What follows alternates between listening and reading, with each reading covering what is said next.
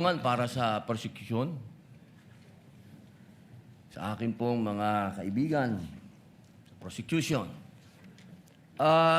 Napakahalaga po sa bawat pagdinig ay yung nagsasabi ng katotohanan. Tama po ba? Tama po. Opo.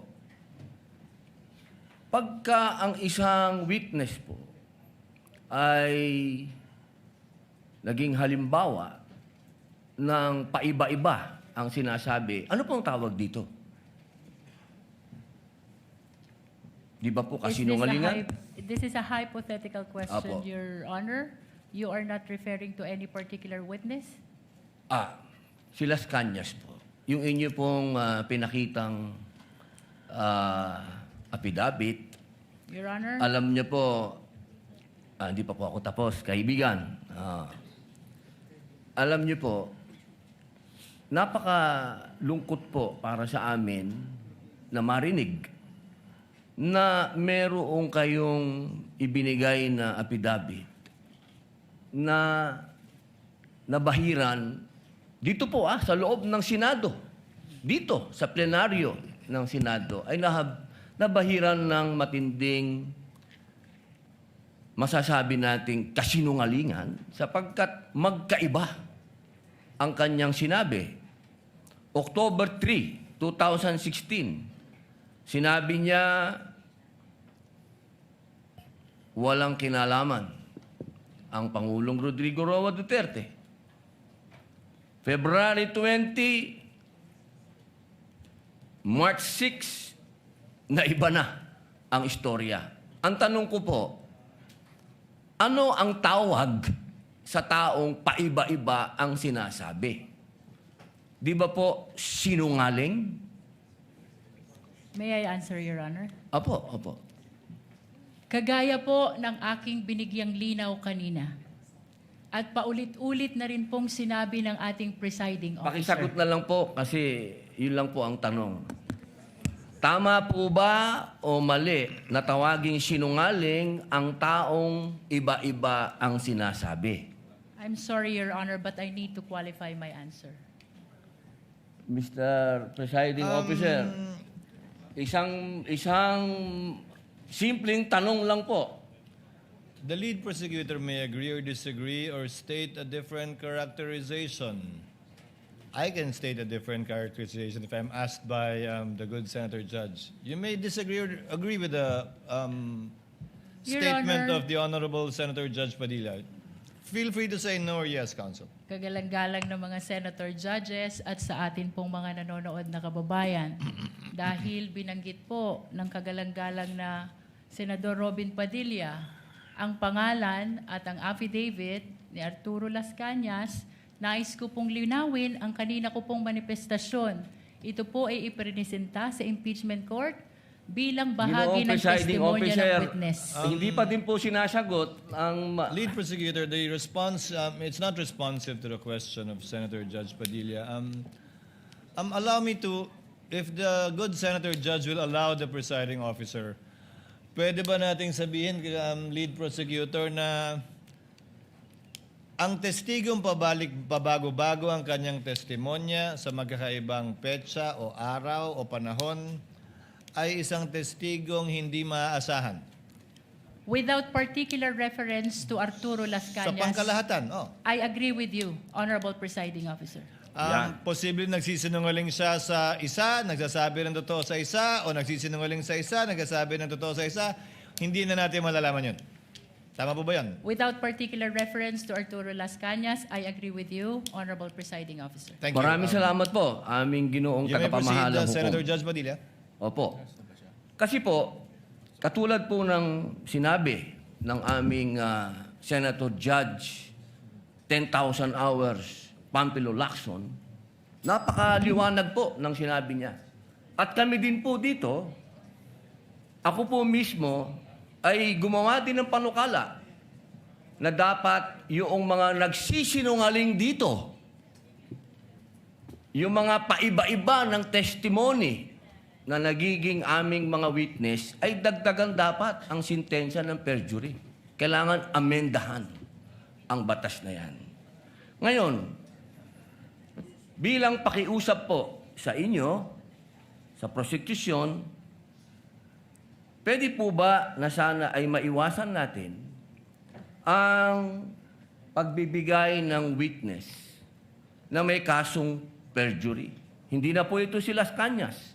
Ang sinasabi ko po ay yung dalawang mahal nating witness, si Attorney Jeremy Lotok at si NBI Agent Talilong, na sa mga oras na ito ay may kasong hinaharap na perjury. Pwede po bang iwasan natin na may mga ganito tayong witness para ang nasasakdal po kasi dito ay ibinoto ng 32 million na tao. Sana po, aming mga mahal na kaibigan sa prosecution, ay isipin nating mabuti bago po tayo magbigay ng mga witness na may perjury na kaso o nagkaroon po kami ng dahilan na gumawa ng amenda na itong perjury ay amendahan. Pwede po ba yon? Your Honor, with all due respect, I would like to take exception to the question and manifestation of the Honorable Senator Judge Robin Padilla. First of all, we were able to verify already that there are no cases pending against the prosecution witnesses. In addition, Your Honor, and only to respond to the concern of the Honorable Senator Judge Padilla, ang conviction po ay hindi ground for disqualification unless it is final and unless it is punishable by more than 1 year and that the crime constitutes moral turpitude.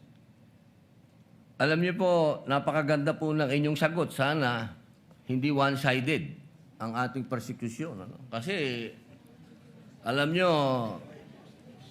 pag kayo ang pagpabor sa inyo, alam niyo ba, bawal po ang ginagawa. Kindly maintain Presiding order officer, within the bawal court. po ang ginagawa nitong nasa harap natin, nagkukomento. Kindly maintain order in the court. The Sergeant at Arms, by authority of the Senate President, is directed to kindly maintain Hindi po order in the sila allowed. Mag-ingay. Korte po ito. Thank you. You may proceed, Senator Judge. Who was speaking? Ako po. You may proceed, Senator Judge. I was Padilla. interrupted.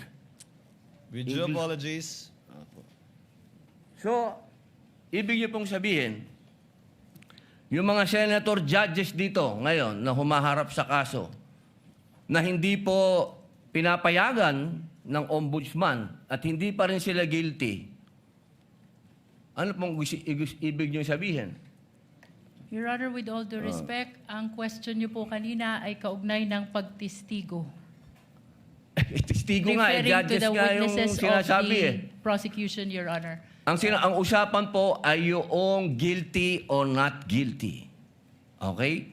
So, tatanong na po ako ng bago. Pwede po ba?